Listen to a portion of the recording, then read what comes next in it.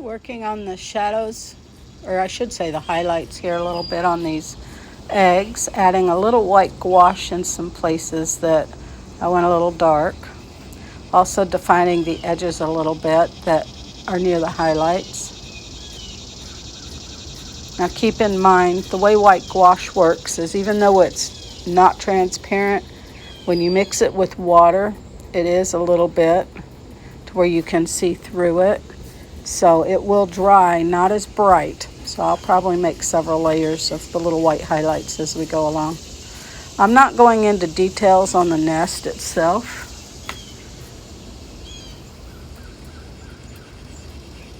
Or the leaves. I just want a gist of them being there. I do want to add a little more detail to the eggs, so we'll do that as we go along here. I'm using a 0 brush, I believe it is. In reality, these eggs were very small. And I'll write the size of the average egg in the box next to this as we go along.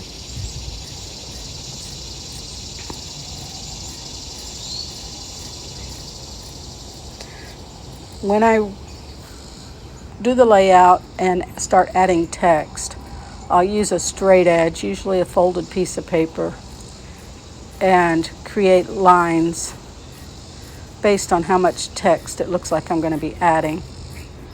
And that way my writing is fairly straight. It doesn't usually end up exactly straight, but close enough. This is, after all, a hand-created book. It's not supposed to be perfect. My browns are giving me a little trouble here, my neutrals. Starting to add the darks into the male house finch, defining out the feathers. Same way I did the female. The locusts out here today are really loud, but if you're in the southern part of the United States, and you've lived here long enough, you look forward to them. It can be a very soothing sound. If you're from the north, maybe not so much, or from other countries. I could go to sleep to the sound of the locusts. I grew up with them outside the window during the summers, late summers. Cicadas.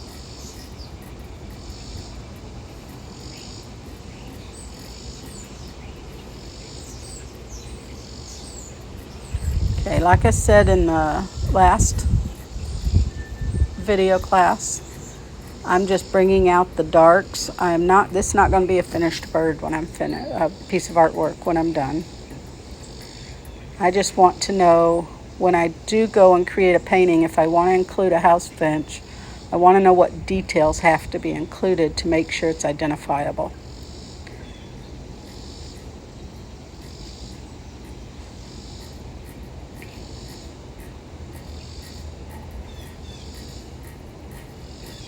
Not using a lot of water here. And the method I'm using is called wet on dry. I am using water, but not large amounts of it because the brush is a small brush.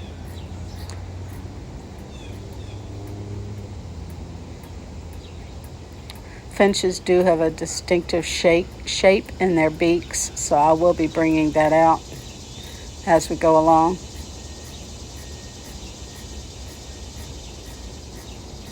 I do want to work a little more on the color of the house finch, the male especially.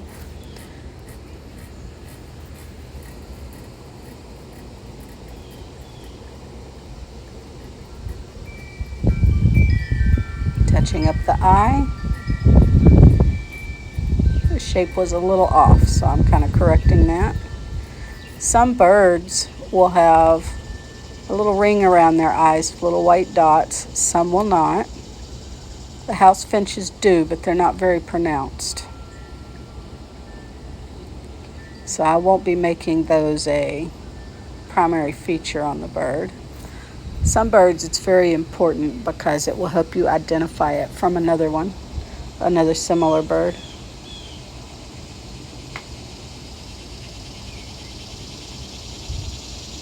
Now I'm Probably going a little dark on the male, but that's okay. I'll go back with the white gouache in a little while and correct that.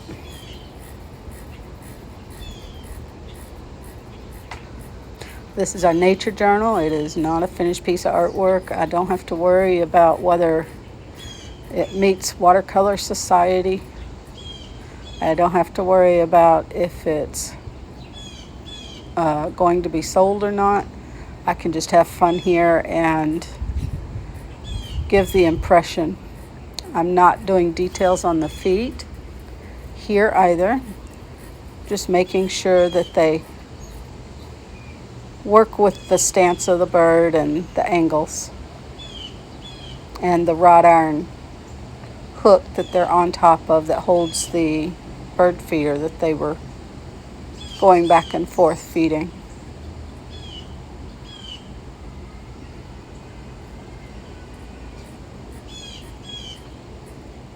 We have a very loud blue jay in the background here.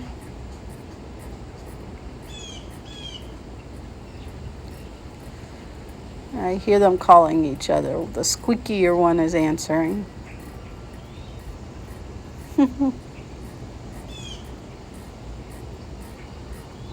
Fine-tuning up my edges here. I'll probably work on them a couple layers. Black takes a little longer, even though this is not true black. I always mix my blacks, as I said in the beginning. If you use black that's pre-mixed, it tends to give you a flat look. I don't want that. This is a rounded pole. It needs to express that. And the highlights help with that also.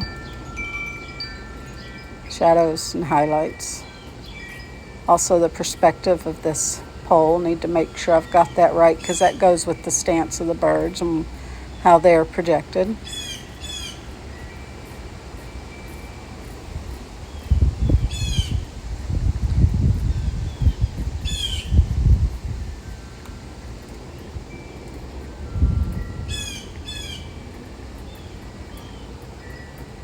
The birds are really talking here this morning.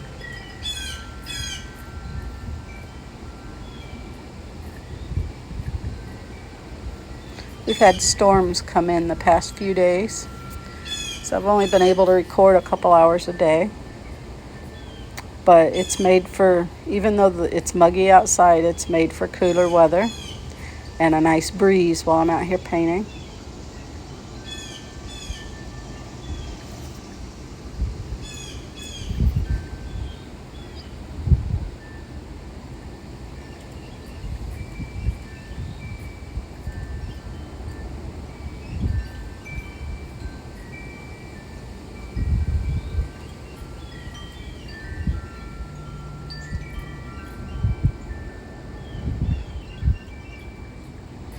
Making sure we get the highlights here to indicate this curve and not cover up the little footsies of the male house finch.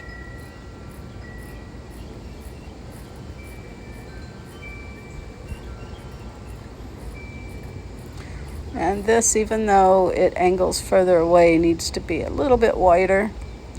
It angles too quickly there. It actually was that way in the reference photos I took, but for visual appeal, I'm not liking it in this painting, so I'm going to widen it a touch. Now when this dries, it'll dry a little lighter and I'll have to come back again. Oopsie. Okay, it is another morning. Beautiful morning outside. Mix this red a little bit better. I want it to have a touch of orange and brown in it.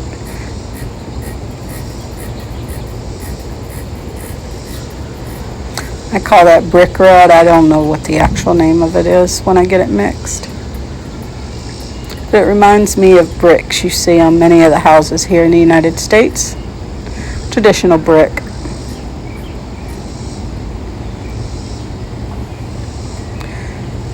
I'm working on just making sure I understand the direction of the feathers.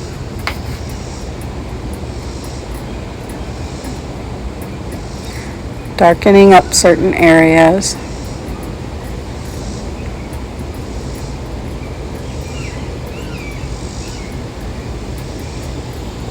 I hear a red-tailed hawk in the background.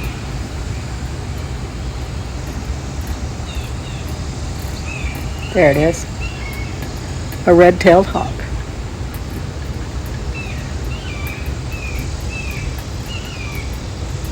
This past spring we had two or three baby, I'm sorry, not red-tailed hawks, red-shouldered hawks. And three of them fledged. Mama and Daddy have been out here taking care of them. We've been watching them in the backyard. They're actually a couple houses down is their nest, but they come this way to hunt, I've noticed.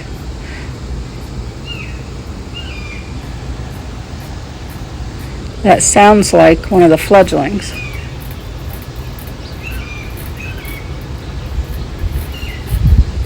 After they fledge, they stay around, I want to say quite a while, maybe a couple months.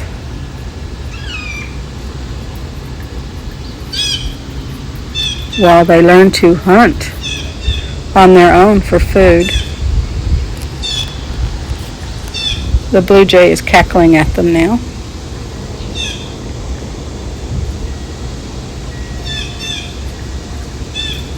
That also explains why the blue jays were talking to each other earlier.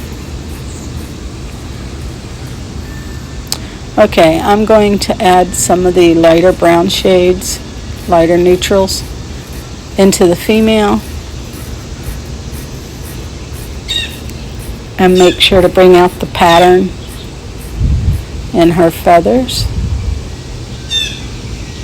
I want to make sure she differentiates from some of the sparrows. Of course the beak says that, but also the pattern will, on her chest and her feathers, will differentiate her from a female house sparrow. Her size will too, but for the painting we want to make sure that those features are also accentuated.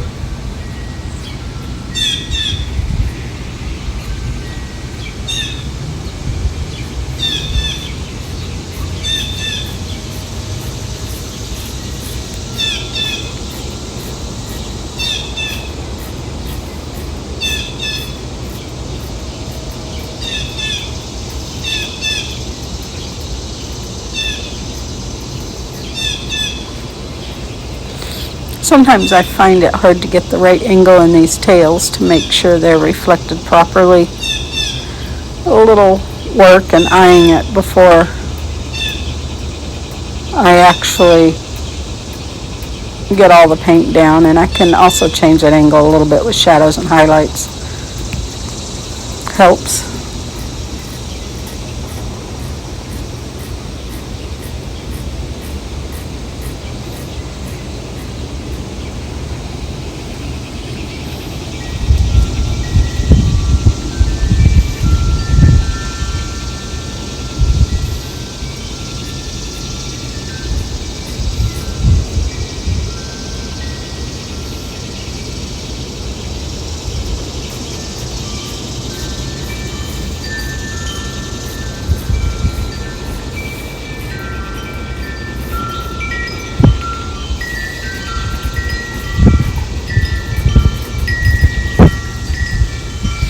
It's a nice breeze out here today. Cool. Not cold, just cool, not hot. It is muggy though. We have storms coming in.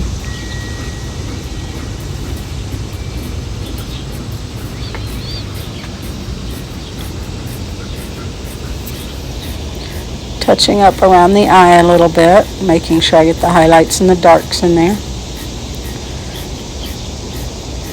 Make sure I get the angle of the head properly.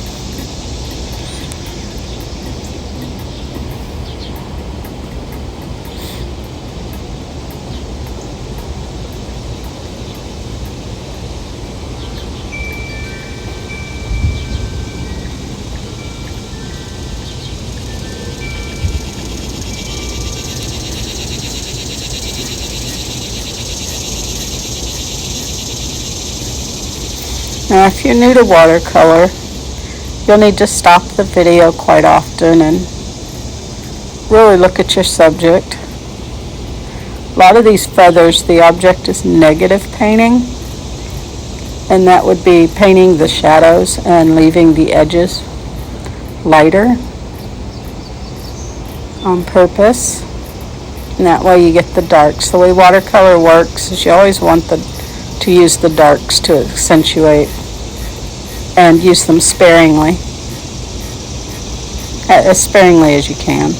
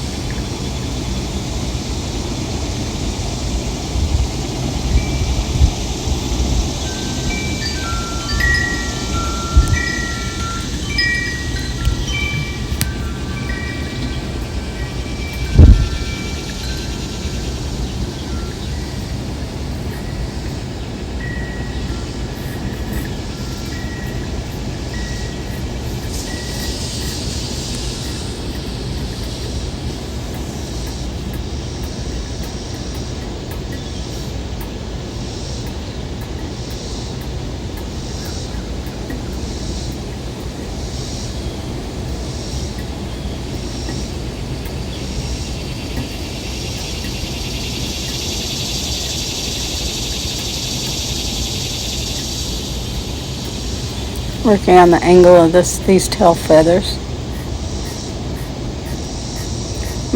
A key here is to make sure you get the tail proportionate to the body. That can often help determine one species of bird from another.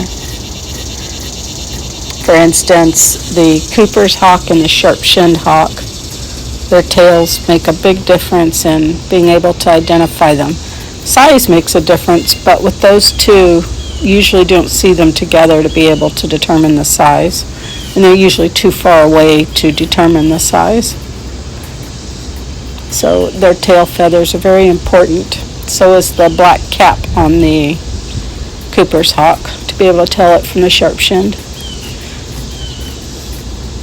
So it is important to make sure the tail is proportionate to the body and reflects accurately the proportion from the bird you're painting.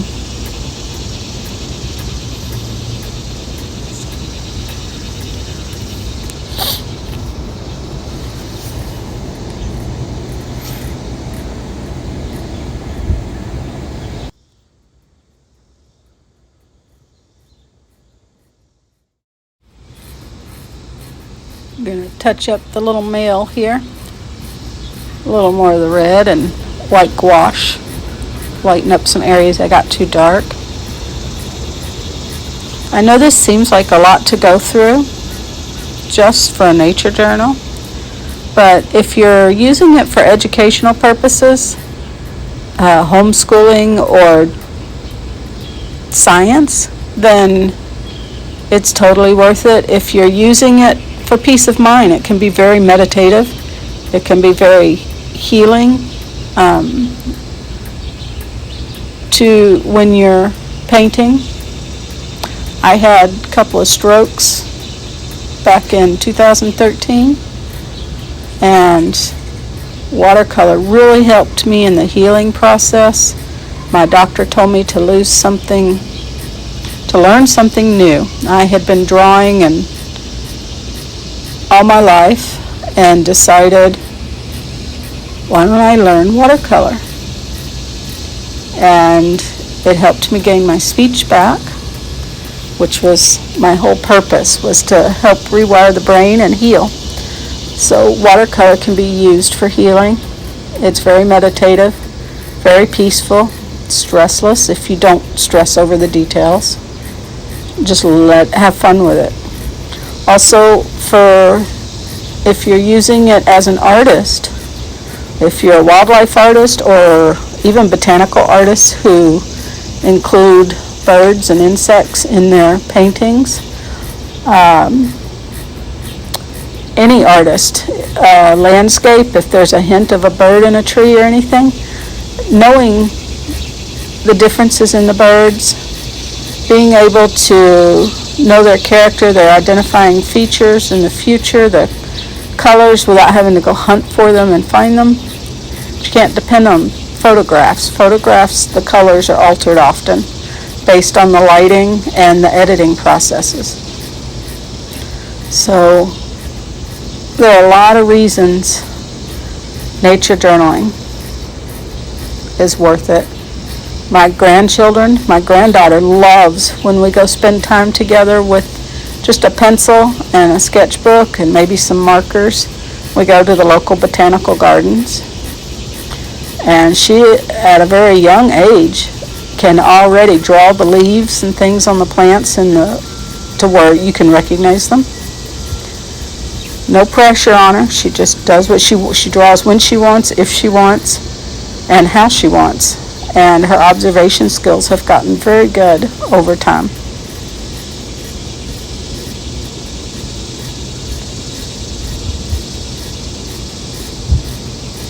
I don't demand she draws when we go to the zoo or botanical gardens or out on a hike. I just make sure I have an extra notebook and some pencils and markers in my bag. And if she sees something and wants to, she'll ask for them. Sometimes she does, sometimes she doesn't. She's 7 now, and she's actually been learning to layer the watercolor. She's watched me for years and has decided she wants to try it herself. And she's playing with mixing colors also. She's learned water control and how to get the colors she would like. Her favorite is mixing red and blue for purple. Okay, just make these feet stand out a little better on this black wrought iron stand or hook that my bird feeder is on. Okay. Like I said, these guys aren't perfect. They're far from a finished painting, but they say everything I need in them.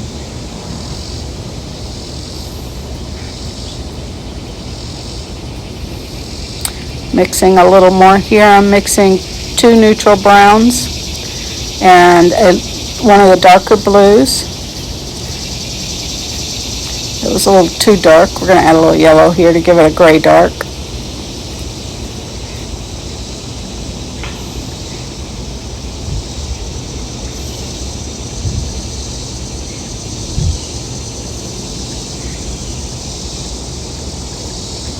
Okay, I'd gone back over with white gouache. Now I'm touching up some of the darks. Make sure the tonal values are decent.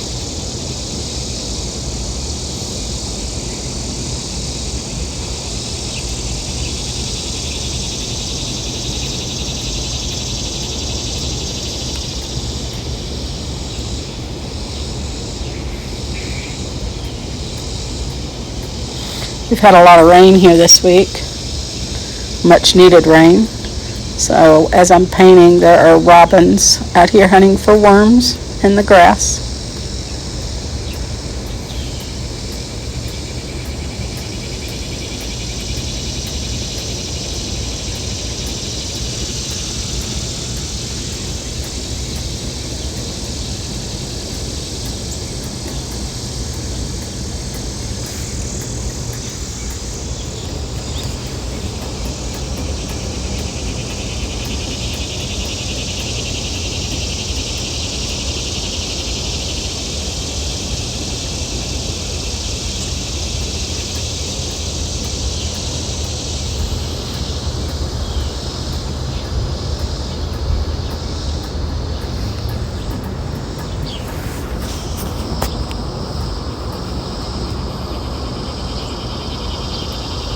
Changing brushes, adding some highlights to our little post where I went a little dark.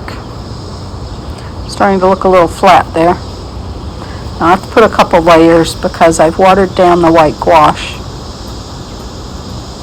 I treat it just like watercolor. I pour it into my palette, let it dry, and then I reconstitute it as needed, just like the watercolors. That gives it more of a semi-transparent feel to it.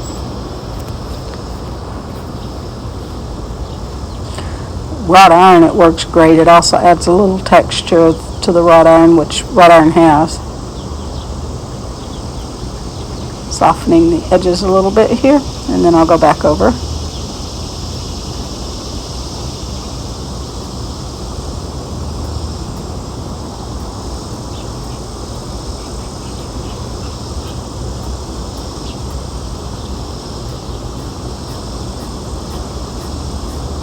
And with feathers, it's often easier to paint backwards. If you start at the base of the feather and not at the base of the feather, I guess I'm trying to say the opposite end you would think you would need to start on, and then move the feather up backwards. That actually creates a more realistic feather look than just painting the feather down. Also, for feathers, you don't want just a solid straight line. You actually need a bunch of lines that are kind of at a 35 to 45 degree angle of what you think you would need, because feathers are really a bunch of little bitty feathers attached to, I don't remember what we call the stem that goes down the middle, the sheath. Anyhow, so to get that look, you don't want just a line for a feather.